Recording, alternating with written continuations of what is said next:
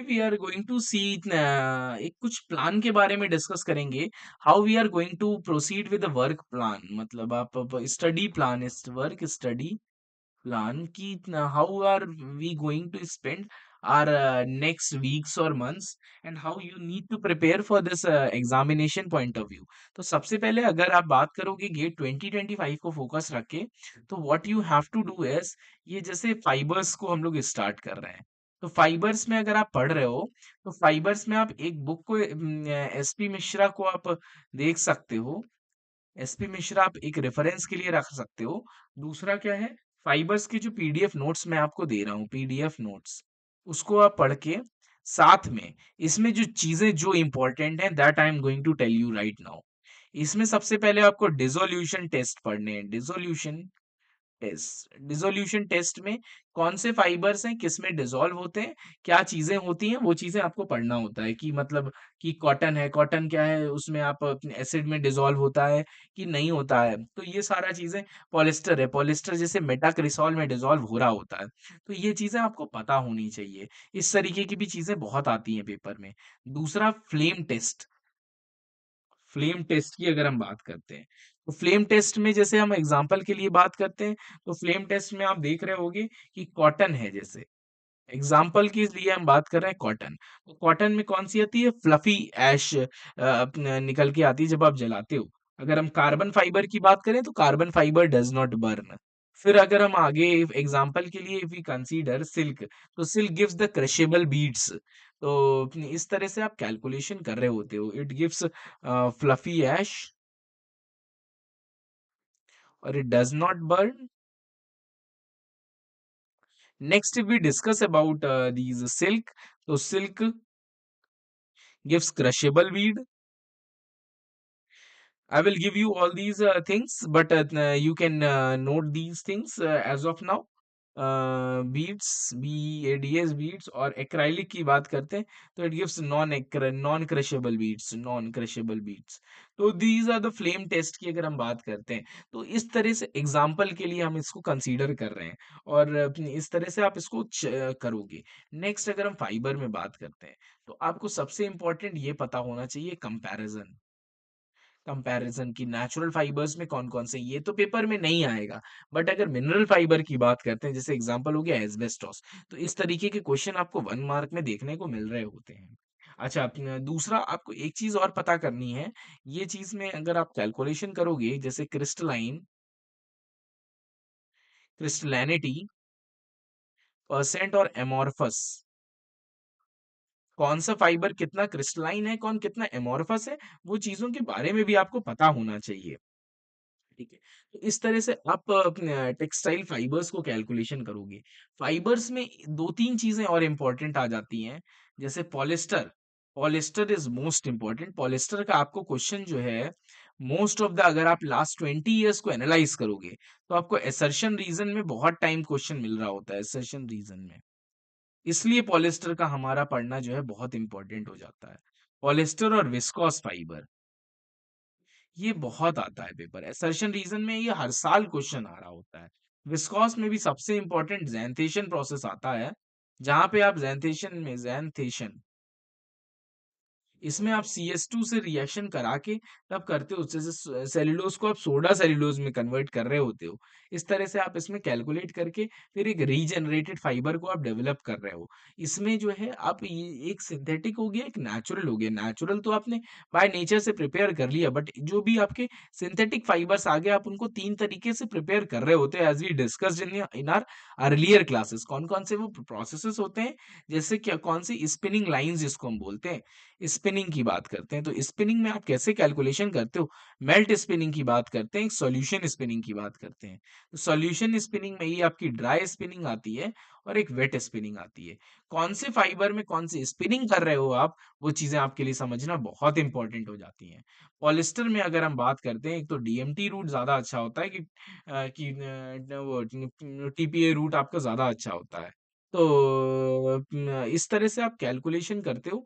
और पॉलिस्टर में कौन सा मोनोमर, अच्छा इसमें एक चीज आपके लिए बहुत ज्यादा इंपॉर्टेंट है, इसका जो स्ट्रक्चर है, स्ट्रक्चर सबका पता होना चाहिए, प्लस स्ट्रक्चर का स्ट्रक्चरल फॉर्मूला भी आपको पता होना चाहिए। फॉर्मूला भी पता होना चाहिए। अगर आप कैलकुल देखो, थोड़ा-सा एनालाइज़ करो लास्ट 10 इयर्स के पेपर में, तो आपको एक डिग्री ऑफ पॉलीमराइज़ेशन का एक क्वेश्चन देता है। Degree of polymerisation. Degree of polymerisation में क्या होता है, आपको क्या कहते हैं, कह दिया कि इतनी नंबर ऑफ चेन्स है, n की वैल्यू आपको दे दी है और आपसे पूछ रहा है इसमें कितना डिग्री ऑफ पॉलीमराइज़ेशन होगा, या डिग्री ऑफ पॉलीमराइज़ेशन तो n होता है, या कितने यूनिट्स हैं। तो आपको एक की मोनोमर का फॉर्मूला पता होना आपके लिए ज़रूरी है। जैसे अभी थोड़े टाइम पहले आपको जैसे मान लो कि C2H6 दे दिया, ये क्या है? ईथेन है। तो ईथेन का जैसे पॉलीइथाइन है, पॉलीइथीन जो बन रहा है, तो पॉलीइथीन का आपको फॉर्मूला पता होना चाहिए, ईथीन का फॉर्मूला क्या होता है। तो C2H4 की आप कैलकुलेशन करते हो, CH2 डबल बॉन्ड CH2, तब आप देखते हो कि उसका फॉर्मूला क्या आ रहा है, उसको आप n से मल्टीप्लाई कर देते हो, तब आप उसका पूरा पॉलीमर का एक मॉलिक्यूलर वेट निकाल पाते हो। इस तरह के क्वेश्चंस बहुत ज्यादा आते हैं। अभी इस साल शायद पॉलिस्टर का पूछा था, उससे पहले आपका नायलॉन 6 का पूछ लेते हैं, कभी कभी आपका सेल्यूलोजिक का भी पूछ लेते हैं। इस तरह से कई बार इस तरह से क्वेश्चंस आए हुए हैं। तो in this way you need to prepare for these things. अगर if we further talk about, तो न्यूमेरिकल एस्पेक्ट्स में आपको बेसिक्स पता होने चाहिए कि व्हाट इज टेक्स और व्हाट इज टेक्स। क्या होता है? Tex is weight in grams per 1000 metre length में। डेनियर क्या होता है? वेट इन ग्राम्स पर 9000 मीटर्स में। एनएम की बात करते हैं, मीट्रिक काउंट की। तो आप कैसे करते हो? 1000 अपॉन टेक्स से कैलकुलेट करते हो। इस तरीके का 1 मार्क का क्वेश्चन हर साल आता है। इस बार भी ये 3 मार्क के को 2 मार्क के क्वेश्चन में आया हुआ था कि आपको दिया गया था, डेनियर में दिया था, टेक्स में दिया था और एनएम में दिया हुआ था। पूछा था कि इन तीनों को हम लोग अगर ब्लेंड कर देंगे या डबलिंग कर देंगे इनकी, तो what would be the resultant count. तो आप करोगे क्या, इसको आप एक यूनिट में कन्वर्ट कर लेते हो, देन आप फर्दर उसको ऐड करते चले जाते हो, and in this way we get the resultant count. आप तीनों को जोड़ लेते हो। जोड़ने का तरीका क्या है? जो रिजल्टेंट टेक्स होता है आपका, resultant tex is equal to tex 1 plus tex 2 plus tex 3 करके आप कैलकुलेट कर रहे होते हो।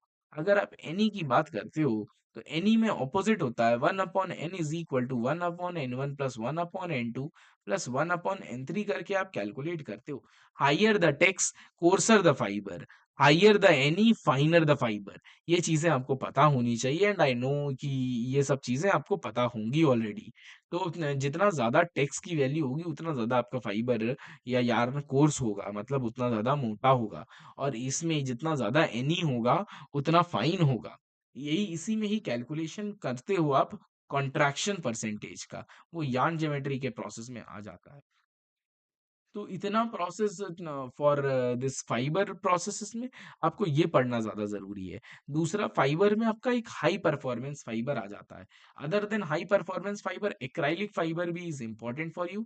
एक्राइलिक फाइबर जो है मोनोमर, जैसे आप 85% पॉली, जैसे पॉली एक्राइलोनाइट्राइल बनाना है आपको, तो पैन का फाइबर की आप बात करते हो। अच्छा, पैन में क्या होता है? एक्राइलोनाइट्राइल होता है। 85% क्या वेट इज टू वेट की आप कैलकुलेशन कर रहे होते हो। तो इस तरह से किसकी मैन्युफैक्चरिंग किस तरह से होती है और क्या कितना टाइम टेम्परेचर लेना पड़ता है, वो चीजें भी आपको समझना पड़ेगा। नेक्स्ट अगर हम फर्दर बात करते हैं हाई परफॉर्मेंस फाइबर्स की।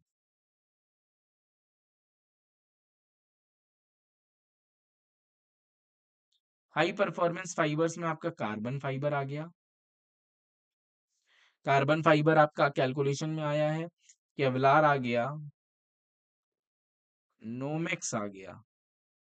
यही जो फाइबर्स होते हैं, इनको ही एरामिड फाइबर्स कह रहे होते हैं। अच्छा, carbon fibre, Nomex, glass fibre आता है कि कौन कौन से ग्लास के फाइबर्स आ रहे होते हैं। तो ये भी आपके लिए थोड़ा ज़रूरी हो जाता है। और दूसरा, आप इसमें जो है बहुत सारे other other than these fibres भी आपको पढ़ने को मिल रहा होता है। तो इनका क्या क्या पर्टिकुलर यूज होता है, ये हाई परफॉर्मेंस फाइबर्स की अगर आप देखोगे, तो इसका मैचिंग में बहुत तरह क्वेश्चन आता है। इसमें यूज, एडवांटेज,